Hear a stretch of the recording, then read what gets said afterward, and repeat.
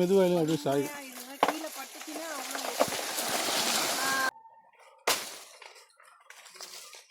நல்ல சீனி வாழை முத்தி இருக்குது. அடுத்த செட்டு பழம் நமக்கு ரெடி ஆயிடுச்சு வீட்டுக்கு.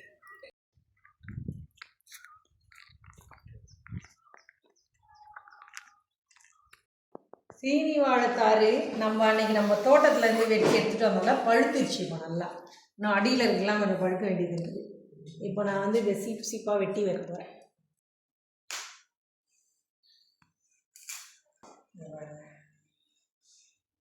நம்ம வீட்டு பழம்